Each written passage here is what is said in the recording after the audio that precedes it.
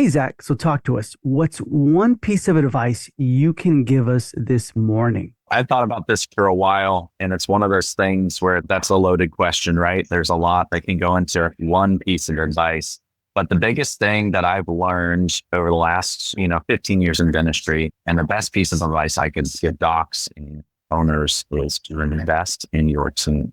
It's one of the areas that I feel like is so one way or the other, nobody agrees on the same exact philosophy of this.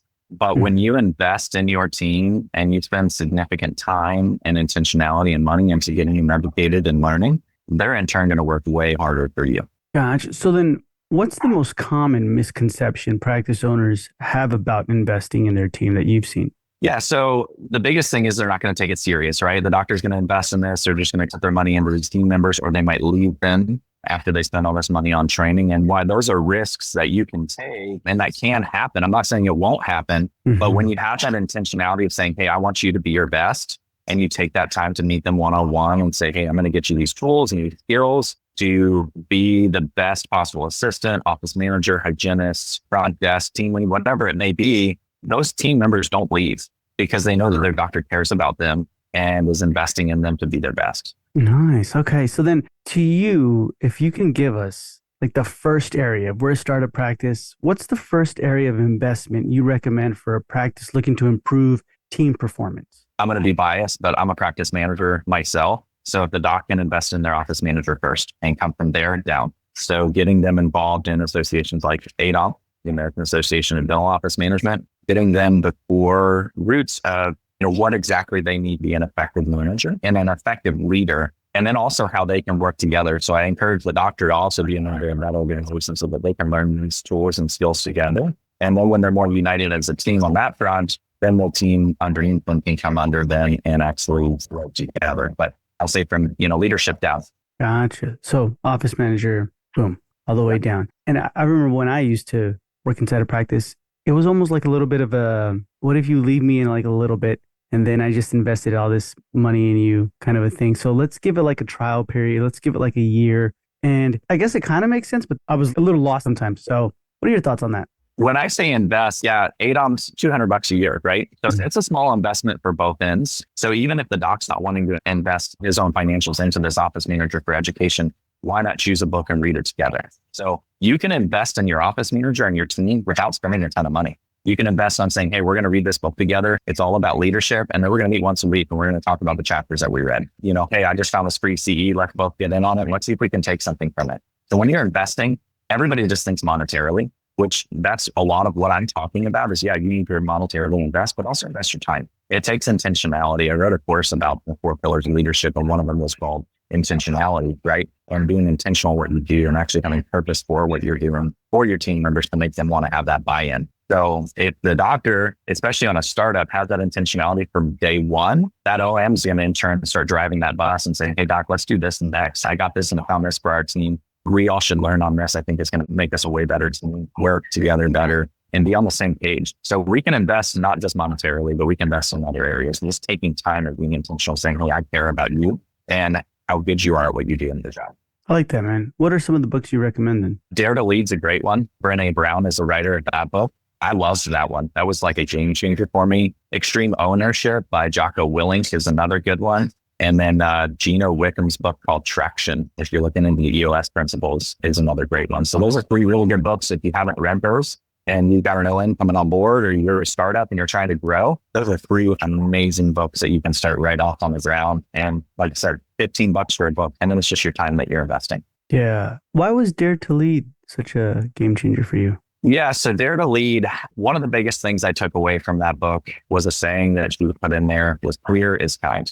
So it's talk about communication and leadership. And we tend to fluff things up and not actually tell people exactly what we mean. We kind of drive around the subject, right? And try to get them to understand what we're saying without actually saying it. And, Brené Brown talks about being clear is being kind.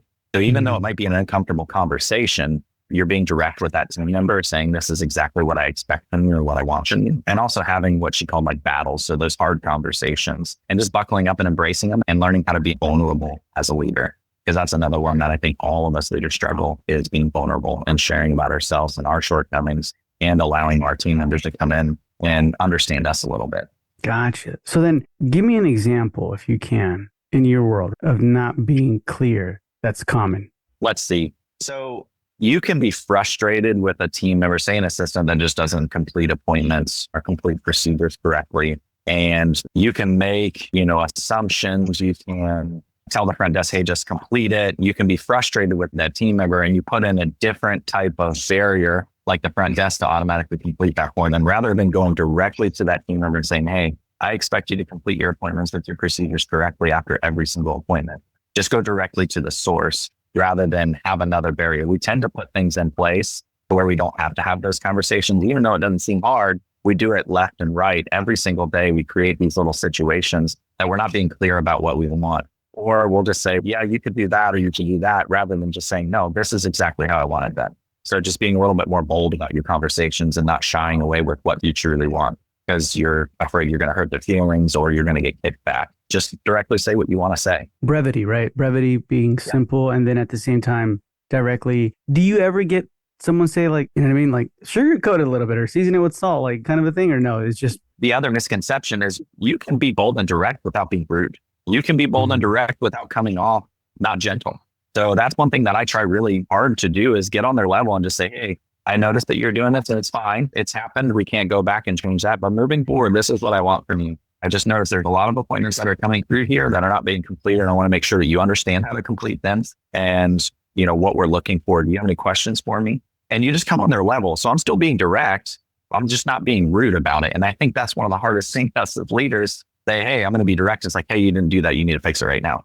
There's a difference between that. And I would like you to complete these appointments. Do you have all the tools that you need? Come alongside them. It's all about approach. And that goes back into, another one of our qualities of an effective leader is how you approach situations. If you're direct and rude, you're not going to get any buy-in. But if you learn how to do it gentle and get on their level and learn how to communicate with them, you're not going to get any pushback. Gotcha. And in a day, how often do you have to do that? Oh, all day long. I talk to my team all day long. Like I said, we have a very large team, about 37 people. So there's things left and right. People be like, oh, I did this. No, that's not how I want it done. Remember what I said? I just had a call before this that somebody was trying to troubleshoot something. And I said, hey, did you check the documents that I gave you? Because this tells you how to fix it rather than you calling me. They go back to that document, double check it. And then if you have further questions, give me a call back. So I just direct them back to the tools that I've given them. And it's not being rude. It's just reminding them to remember what I gave you and how I told you to do that. No, I don't remember. Okay, let me show you. And then it's 3 and 4 times and the conversations do change. They're completely not getting on board with it. But most people don't have that trouble. Yeah. With your approach to this, how much would you say it's what you say versus how you say it? Oh, that's a loaded one too. You can say a lot of things and you learn how to say it gently. It's not taken the wrong way. So I think it's a perfect balance of what you're saying and how you're saying it. So it's like a 50-50 balance. Because if what you're saying is rude and you say it rude, obviously that's elevated, right? And you're not going to get a good response. But if what you're saying is gentle, but then it's also not brought across clear, then it's also not going to be taken well. So you got to be able to learn that balance of what you're saying to these team members and exactly how you're saying, and just finding that gentle approach, coming on the level and just say, hey, I understand you made a mistake. That's all good. All of us make mistakes. And I tell my team all the time, I'm like, yeah, I've done that before. Find a way to come on the same level as them and say, I've made a mistake. And what I found that has helped me is X, Y, Z. And just find these situations that you can come on the same level rather than just being, you're wrong. You screwed up. You made a mistake. Like, that's not what it's about. Because when we get through this, the biggest thing that matters in our practices is that our patients have the best possible care and our team looks like we're seamless going through this experience for our patient. So if we can do the same thing with our team members and correcting this action, it's golden. But yeah, you got to definitely approach it gentle, but also be direct and clear at the same time. So it's just using choice words and how you're coming in approach. You come in hot and heavy, all the stuff, you're going to get that wall that has come up on them and you're going to have them shut down. But you just say, hey, do you have a minute? A lot of my team members, I'll walk in and say, do you have a minute? They know that means I found something that I need. They say, okay, what's up? But I'm always checking in with my team members. So it's not like I just come out of the blue and they're like, oh crap, I'm in trouble. Yeah. You know what I mean? That's not the only time I communicate with my team. It's when they've done something wrong. We got to be really intentional about that. Gotcha. Checking in. Give me an example of that. Like, how does that look? Yeah. So this was possibly one of the other situations I was going to tell you about, like biggest suggestions or advice in the practices. I've talked on many other podcasts about this principle that I came up. It's called checking in, not checking on. So when you check in on a team member, you're checking that they have everything that they need. They don't need help with anything. If they have any questions. So about once every hour, I probably get 10, 20,000 steps in a day at our office. I'll walk around to say, do you have everything you need? I'm a presence. I walk by the operatories. We have 23 rooms. So we've got a lot of rooms in our office, and I'll just walk by. And so people constantly see my face, and I just check in and make sure that they have what they need, or I'm just visible. So like, hey, Zach, I got something for you real quick. Can I ask you a question? So they don't have to leave their operatory and come over and see me. Checking on is the principle of you're trying to catch somebody doing something wrong, which is not a great principle to live by. And people are going to be scared when you're walking by. They're going to make mistakes. And all they think you're trying to do is just find things that you're making mistakes on. But checking in is saying, hey, Michael, how are you doing? Is everything good? Do you have everything you need? Do you have any questions for me? And then we're done. They say, yes, I need something. We take care of it. No, I'm all good. Thanks. Have a great day. I'll see you in a little bit. And just keep on with my day. But they constantly know I'm here in the office. I'm here to support them and help them move on with their day. Okay, man. I like that. So that's constant 20,000 steps. Yeah, it's a lot. Yeah. It's a big office too, though. Okay, no, that's good. That's really good. Yeah. So then when it comes to investing, right, how can a practice owner, I guess, quantify the return on investment when spending money on their team? What are the key metrics to track when determining if an investment in the team is paying off? I love numbers. I love metrics. And this is a hard one to track because there's some of it's not tangible. You literally cannot put an exact metric on this. But one thing I can say is your culture is invaluable. So if you have bad culture in your office, you're going to struggle all day long and you're not going to be happy where you're working. Even if you're the owner of the practice, you're not going to want to go in. So if your culture isn't there, then you have nothing else.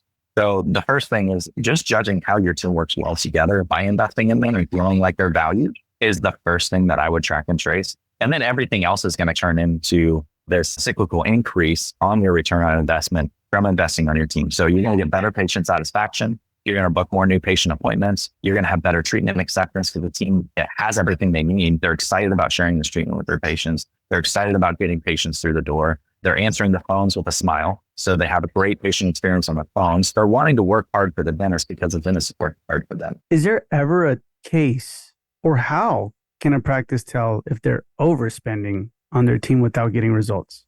Yeah. One is the biggest is look at your P&L, right? Yeah. You know, you see your production's not going up, but you spent $50,000 on your team. Like, yeah, there's a problem. So that's not where I say go in and you're just going to go jump in and send everybody out to LBI or, you know, out to Serona World and take all the CE, spend all this money. That's not what I'm saying. Invest small first. You don't dump into an investment with all in right off the bat, unless tomorrow that's going to double, right? So invest in increments. Take your time, start with your OM, and then work your way down and get everybody involved in that training. And you'll see a huge return on that. You'll see that right away. If you're spending a lot of money. Now, granted, if you're doing this training and it does take time to implement, then yeah, it does take a little bit of time. But if you're not seeing your top line increase and your bottom line profitability increase, then there's something going on. You definitely want to keep an eye on that, but not overspend. It's not one to just jump in right off the bat, just dump as much money into education as you possibly can. So then how can practice owners or dentists ensure that their investments don't just boost the morale temporarily, but create lasting change? I think it takes intentionality and accountability. So setting up systems that you're checking in with these team members and especially the office manager and saying, hey, these are the expectations every single week, every single month, and having frequent meetings. I meet with our doctors all the time. We have a owners meeting every single month that goes over all of our numbers, all of our metrics, and put together a large report.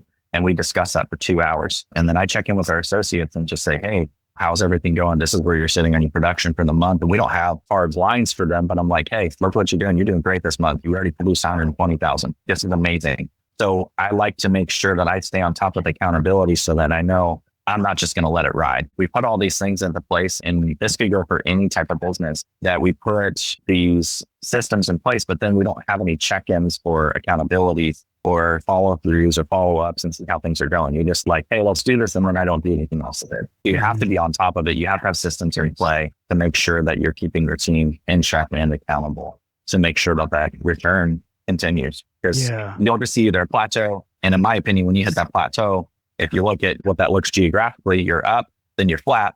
The only way on a plateau is to go back down.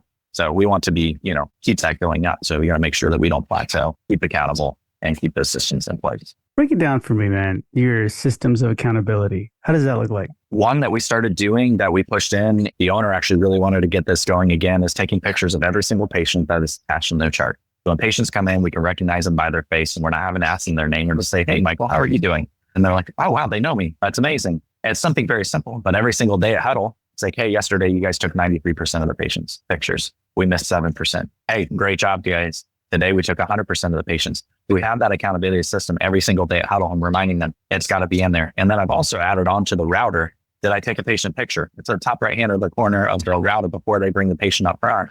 They look at that and they see that. And it's just a small, quick reminder, patient picture. Is there a check mark next to that? Yes or no? If there isn't, I need to take a picture. So you have these little systems. It's not anything that is rocket science. It's not mind blowing that it takes a ton of work. It's putting small reminders of accountability at huddle and on your router. So every single patient you interact with, you have a reminder to do that. Do you guys do that also with like, hey, did you ask for a review or did you ask for a referral or something like that? Yep, exactly. Yep. Okay. And so with that, how do you see the overall results for that? Do you see people like, oops, I forgot, or? We had some people taking pictures of a sticky note saying, I forgot. And they're like, don't do that. You want to make sure that you have taken your picture of your patient. And you get some resistance in the beginning, but once they see that you're not letting up on it and you're holding that accountability, you don't want to be the one person that's not doing it, right? It's like coming into the meeting and you're the last person that walks in mid-meeting and you're like, oh, everybody's staring at me. Nobody wants that feeling. So they make themselves accountable to do it because they don't want to put themselves in that place. But you got to make sure you're on top of that accountability thing. Hey, we're going to be checking every single day and you better darn sure be checking it or your team won't be on board. So it starts with leadership now. Gotcha. Okay. So really, you have to keep yourself accountable kind of a thing, right? Yeah. Self-accountability. Yeah. It's the principle with extreme ownership, right? I don't know if you've ever read that book, but like everything lives and dies by the leadership. It's not the team's fault if they don't take the pictures because I wasn't keeping them accountable. It comes back to the leadership. You got to take ownership of that in order to keep your team on board. Interesting. So do you ever see, for example, when someone's like, okay, I'm going to invest in my team, I'm just going to give them a raise, a bonus, right? And obviously that makes everybody, I mean, like a lot of people just, yes, I love this place. I'm going to work harder. Or I deserve it, right? Finally, they see it. What are the biggest mistakes practice owners make when offering raises and bonuses? Not looking at what it actually costs to do, not knowing their numbers well enough to see the impact on the bottom line, not doing it where it's incentivized to increase production. Those are other things, or just doing it just because. Yeah, they're working hard, but give them something to work towards so the practice and the employees benefit at the same time. So I think they don't look at the whole view of the picture. We have an incentivization for same-day treatment. So we do same-day treatment and they make it happen for the patient. One, we increase our production, the patient's happier, and now the assistant has gotten a bonus because they pushed that same-day treatment because the patient wanted to get it done. So they were prepared and ready on that emergency appointment so they could cut a crown right then and there. The patient doesn't have to come back. So there's systems that you can put in place to where you know, okay, the practice is winning, the dentist is winning, and the assistant is all winning all at the same time. You know, we have unscheduled treatment and canceled appointment incentive for the front desk. They keep that schedule full. We love a full schedule, right? We don't want to see cancellations. So they get incentivized to make sure that we don't have any holes in the schedule. An empty chair is not making us any money. So if they get a small incentive to fill that chair, once again, the practice is winning because we don't have an empty chair. The front desk is winning and the dentist is winning because they're getting production. You got to look at systems that benefit all three. Whoever's being incentivized, the practice and the dentist. For back office, dental assistant, what have you seen is like some of the best systems that boost their morale, but at the same time, they're like, I want to do this more kind of a thing? It's our same day treatment incentive. Okay. Oh, 100% all day long. They love it because what it does is, you know, most people like, oh, they're coming in for pain. They're like, no, I'm looking either we're doing an extraction, we're getting them a root canal, or we're doing a crown or a bridge. They don't set up for just an exam. They set up for what they expect to be done because that patient's like, hey, I want to get this done. I only have this time off for work. Perfect. I'm going to make more money today. So the assistant's super stoked because they're pushing it up and then we're not mucking up our schedule the next day because this patient came in for a limited and now they're coming back for a crown. Get it all done in one appointment if you can. And our team's gotten really good at being able to figure out what works for same day, what doesn't work for same day, and how to relieve this schedule and get your patients taken care of that need it today. I like that, man. It's been huge. Okay, so then how many employees did you say you have or working in the practice? 37. Jeez, man, that's good. So then how do you handle employees who don't appreciate or they take advantage of investments made in them? So those are ones that we look at the principal and traction. Are they in the right seats? Right person for the right seat or the wrong person in the wrong seat? And we have to have a hard conversation and really dig in and figure out, okay, is this the right person for our team? And those are just hard situations. There's no way around it. Once again, got to have a clear conversation, set expectations, give them an opportunity to get on board. And then if they're not wanting to be, then unfortunately, they might not be the right person for us. And so you have to do that, right? You're the one who has to deal with the letting go. How often does that happen? Actually, not quite often, which is Okay. really nice. We've got a really good team. It does every once in a while, you get a bad egg, but you kind of know pretty quick which ones are on board, which ones are not on board. So it's easier to make those decisions faster now than it was before. Has it ever happened where they're high performers, fantastic, then somewhere down the line, you've worked with them, but it just doesn't change? What's the conversation there? I'm big on getting on the same page with my team members, not just as employees in the office, but what they're, outside of work. Mm-hmm. How was your weekend? What did you do? How's the family? Things like that. And you can typically pinpoint when there are strains in personal life. So I don't ever ask for detail because I don't need to know detail. I just say, hey, is everything okay? I've noticed that you're not your normal self. It just seems like things are more strained. It's harder for you. Is there anything I can do to help you or come alongside you? Things that are bothering you. And I have those approach to those conversations that tends to open a lot of doors to figure out what's truly going on and get them back on track. Because sometimes they just don't want to ask a question, or they might be unhappy about something, but they don't know how to approach it. So if we can have that intuition to open that door for them, then it makes it way easier to get them back on track. But I haven't had one really fall off and never come back. I've heard of that happening, and it's not fun. It seems like they've just kind of checked out and they're just ready for something else. Zach, do you ever work with other office managers or anything like that, or no? Not in our practice, but I have a bunch in the area that I'm friends with. I'm very active in the American Association of Dental Office Management. So I'm always chatting with other OMs and bouncing ideas off them. And I speak at some of their study clubs. So it's nice to be able to get on the same level as them and figure out their struggles too, because everybody's are a little bit different. And then some of them are all the same. Interesting. Okay. So then in your scenario with that, has it ever happened where you've looked at a team and you're like, man, they're great, but you as an office manager suck? Like you need to change or you need to be in a different seat or anything like that? What are the signs to determine, like, so for the practice owner listening right now, like your office manager is one that needs to change, not your team, kind of a thing? I've witnessed that before, and I've had a conversation with a dentist before because they just asked my opinion.